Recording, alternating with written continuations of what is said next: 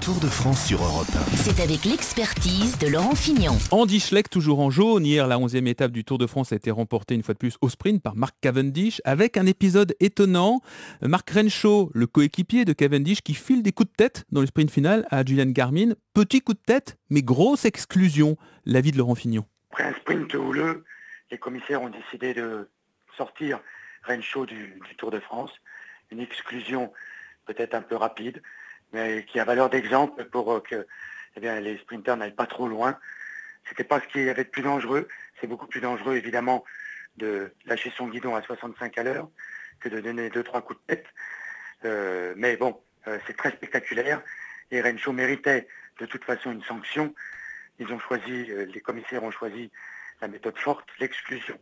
Alors ça va avoir évidemment des conséquences dans l'équipe HTC, puisque Renshaw est le lanceur de Mark Cavendish, et ça risque de le handicaper un petit peu.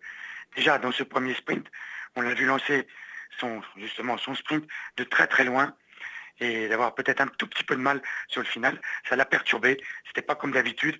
Il est très fort, donc il a gagné quand même, mais j'ai hâte de voir les prochains sprints, comment il va se débrouiller.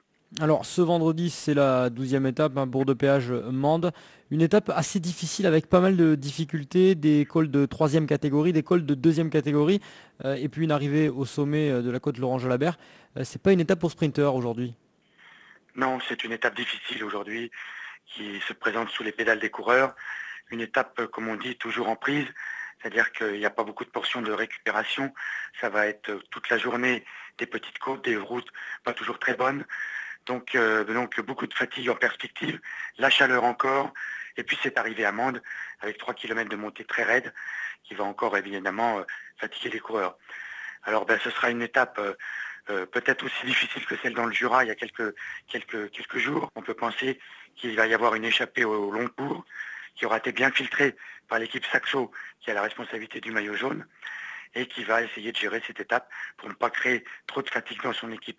Ça sera compliqué pour cette équipe de gérer ce genre d'échappée, mais vous pouvez être certain qu'une échappée ira au bout et qu'on l'espère, un Français sera dedans pour gagner. C'est aussi une occasion pour certaines équipes de gagner une étape dans ce Tour de France, puisque la semaine prochaine c'est les Pyrénées, c'est la haute montagne et c'est donc plus compliqué. Oui, on s'aperçoit que pas beaucoup d'équipes ont gagné, donc il y a encore des choses à prendre. Donc je pense qu'on va avoir un beau bouquet d'attaques ce matin, et que une belle échappée arrivera à sortir.